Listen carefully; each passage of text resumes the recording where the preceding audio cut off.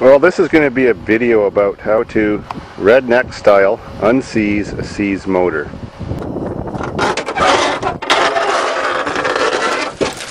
Wow, this van has been seriously mudded.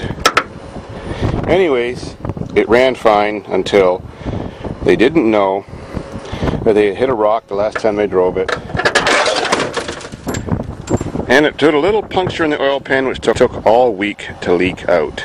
So, they went for their next week's cruise, the back 40. Well, anyways, they made it about there by that white tree. That's when their motor seized up. Well, when motors seize up with lack of oil, it's a 99% chance that it's seized up on the crankshaft. The bearings melt themselves right to the crankshaft. Wow. Looks like that's displaying we got some problems. So anyways, the air conditioning's working great. I can feel the breeze blowing through here peacefully. I see all those redneck diamonds all over the floor. I'm going to see if we can unseize this pig.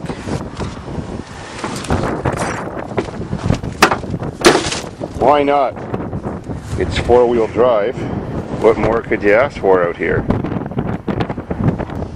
And so, I believe that the floppy cock will rise again to life. Well, I've got to give it its first erection with a tractor to get it out of that spot. Ready to roll.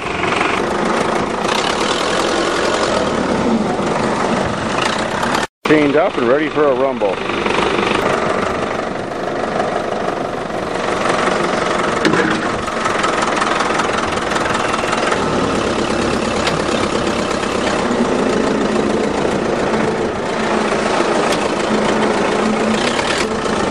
Because it's four-wheel drive, when I push it, it makes the front wheels turn. Spot for me.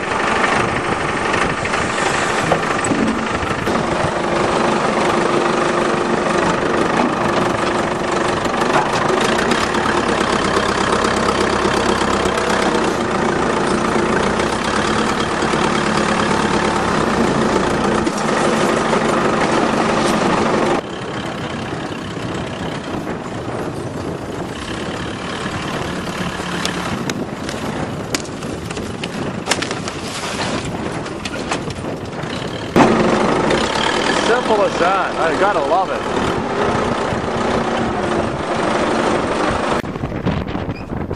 Ever see a Dodge minivan with a differential in the back? Ooh, plastic gas tanks. Gotta love it.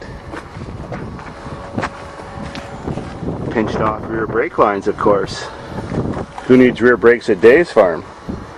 Free-flowing exhaust system. And as you can see, a munched oil pan and the little breach in the security where it leaked out. So let's hope it's not too hard to get this oil pan off so I can make this damn video. I want to see this thing live again. You won't believe how I'm going to do it. It's just so naughty.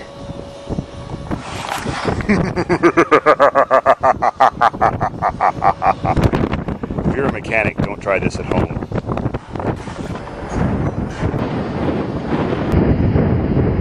Well, I guess if this unusual job is successful, I'll have to pound all those dents out of the oil pan with that. Ready for removal. All the bolts are out.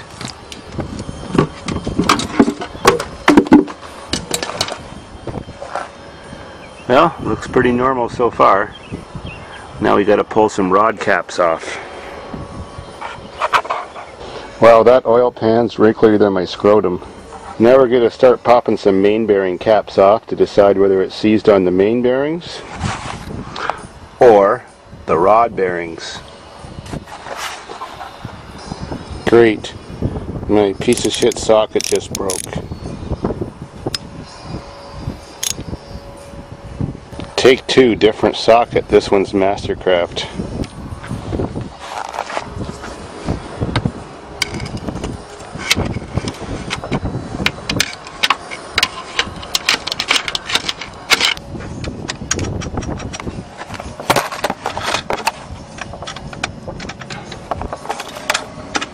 I just popped off the first rod cap, and the bearing looks like it's welded to the crankshaft. If I see the little oiler hole, it looks like it's got melted debris in it, so this thing's seized on the rods. Not a big deal, except when your engine seized and the rods are in this position, way back in there, it's hard to get the bolts off to unseize it. We'll figure out a way. Well, the hole is a bit plugged, but that's the reverse squirter hole that squirts the pistons. It's at the bottom. There's another squirter hole at the top. This engine's lightly seized, so if I loosen all the rod caps, maybe I can get it turning. Now for another one. Oh, more bad news. See the lines across there? See the seam? The seam should be lined up with this edge. Instead it's not. So this one's called a spun bearing. I can still save it my redneck method. Wait till you see how I do it. And this bearing's in much worse shape. Really scored. At least there's no melted crap in the oil journal hole. I'm going to have to drill out these little oil squirter holes. Well, the third one I pulled off is melted, but not spun. So just what I expected. Now I know I can make this bitch run.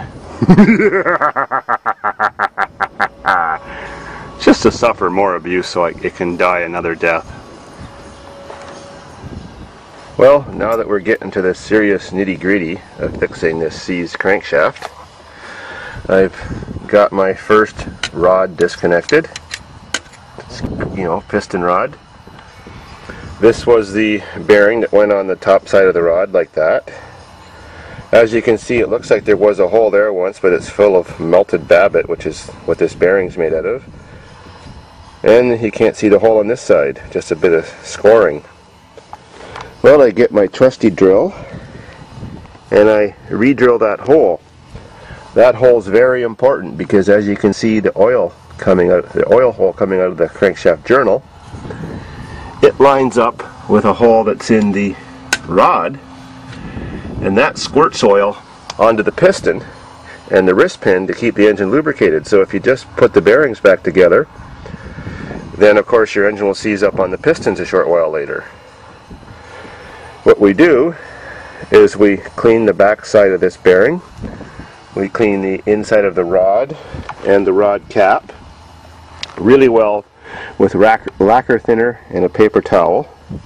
Then we put some Loctite on it, torque it up really good, and put a little bit of gear oil on the journals. Believe this or not, once you get Loctite that's on these parts, let it set up for a couple days. These bearings will not spin again and they will not slip. This engine will hold together for a long time and a lot of high revs. Now that's drilled out as good as new. I just made sure the little hole in there was cleaned out too. Now I've cleaned the surface. Now I just got to put this shit on. Here we go. Doesn't take too much. Now I just got to spread that shit around.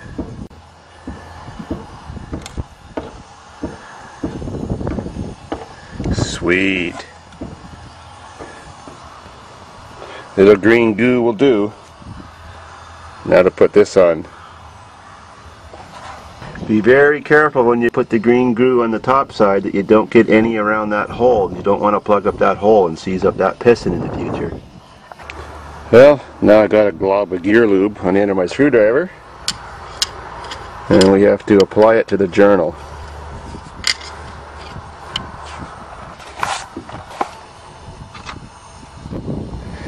And when that's put together, you just lightly torque it until the whole engine is completely done and turning freely, and then you torque everything up final.